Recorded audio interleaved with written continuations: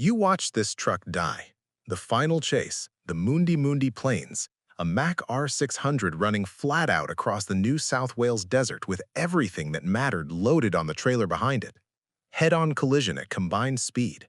The frame buckles. The truck goes over, slides to a stop on its side in the red dirt. You saw it happen. The question answers itself, except there were two trucks, and the one that rolled isn't the one this story is about. The Mack R series had been on Australian roads since the late 1960s. It was built in Allentown, Pennsylvania, but it found a particular home in the outback. A conventional, bonneted cab, heavy-duty enough for the kind of distances that break lighter equipment, simple enough to be kept running a long way from the nearest dealer. By the early 1970s, it was a working fixture of Australian long-haul freight. The R600 variant ran a turbocharged inline-six. The quadruplex transmission, 2 gearboxes, 2 gear sticks, 22 forward gears, was not a system you learned in an afternoon. It required a specific kind of knowledge, the kind that comes from years behind the wheel rather than a weekend course. In 1980, a production company called Kennedy Miller Entertainment began pre-production on the sequel to a low-budget Australian film that had, against most expectations, become an international phenomenon. The first Mad Max had been made for roughly $350,000. Warner Bros. Was now involved in the sequel. The budget was $4.5 million. The director, George Miller, wanted a truck. Not a prop truck, not a dressed-up stand-in, a working Mack R600 capable of doing what the script required, which, by the end, was considerable. Production designer Graham Walker and transport manager Ralph Clark drove to a Kenworth dealership in St. Peters, Sydney, to buy one. What they came away with was more complicated than a single purchase. The hero truck, the one that would carry the film's climactic sequence, was bought outright. It was a narrow-cab R600, early 1970s production, identifiable by its old-style roof clearance lamps. The transmission was a quadruplex. A researcher who investigated the truck's specs decades later, working from a rare behind-the-scenes underhood photograph, identified the engine as likely an ENDT 673 turbocharged Thermodyne, not the cool power configuration that fan documentation has repeated for years. Based on the clearance lamps and the engine evidence, the hero truck almost certainly dates to 1970 or 1971, which puts it 3 or 4 years before cool power arrived. The double, the truck used for wide shots, action sequences, and anything the hero truck couldn't be risked on, was a different spec. Single-stick 10-speed with a splitter on top rather than the quadruplex, slightly different front hubs, no front mud flaps. To a non-specialist eye, identical. To anyone who knew what to look for, distinguishable in every frame it appeared. Then there were the borrowed trucks. Kennedy Miller needed vehicles to haul equipment and personnel from Sydney to Broken Hill, where the film would shoot on the Mundi Mundi Plains. Mack Australia loaned 2 trucks for this purpose, a green R model and a green Flintstone cab variant. Dennis Williams drove them up from Sydney with Ralph Clark on the first run, then flew back to collect the finished hero truck and tanker for the second. When Williams and Clark returned, the art department had been at work on the borrowed green R model. It had been modified, dressed, and repainted for use as the double truck. Nobody in the production hierarchy had mentioned this to Mack Australia because nobody in the production hierarchy had thought about what happened when the truck needed to go back. Ralph Clark, according to Williams, had what was described as a very interesting time returning it. The fleet that arrived on the Mundi Mundi Plains was not a single iconic vehicle. It was 4 trucks, 2 of them acquired, 2 of them borrowed, and one of those borrowed trucks substantially altered without the owner's knowledge. Mel Gibson could not drive the truck. This is not a criticism.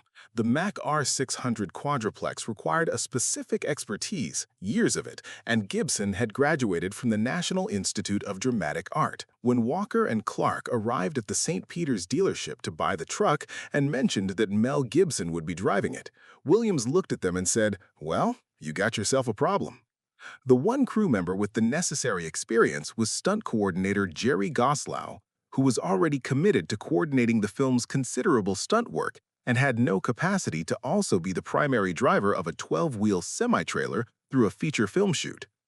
Williams, who had been hauling equipment between Sydney and Broken Hill and who knew the truck better than anyone else on set, was given the job. During filming, when Gibson needed to appear to be driving, Williams lay on the cab floor operating the controls while Gibson worked the wheel. This arrangement held through the production. Then screenwriter Terry Hayes had a conversation with Williams that Williams would later describe as one of the more consequential misunderstandings of his life. Hayes asked casually how hard it was to roll a truck.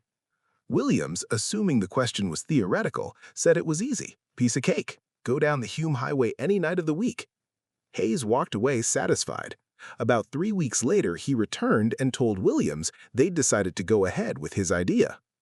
Williams had no idea what idea he was referring to. The plan, as Hayes explained it, was for the Mack to take a head-on collision with the humongous vehicle, wobble, hit the bank, and roll. Williams would be inside. He had apparently agreed to this, according to Hayes's understanding of a conversation. Williams did not remember having agreed to anything. By the time the situation was clarified, the stunt was already in the shooting schedule. On the morning of July 29, 1981, Williams sat behind the wheel of the Mack on the crest of a hill on the Mundi Mundi Plains. The town of Broken Hill had turned out. Half of them were on the roadside. The plan was to gain speed coming down the hill, swing left at 2 marker posts, go over the bank, and flip the tanker onto its side toward a rolling camera. Williams later said he looked to his left and saw the crowd with their thumbs in the air and thought, "What the hell am I doing here?"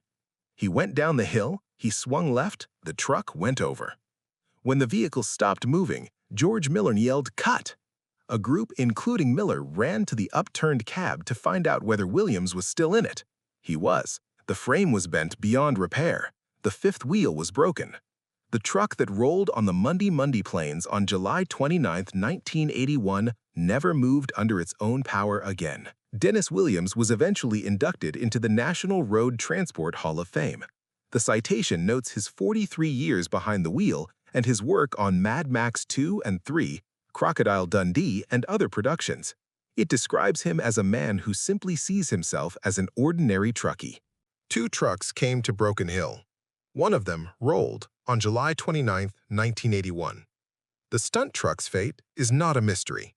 A bent frame, a broken 5th wheel, severe structural damage from a controlled rollover on a hillside.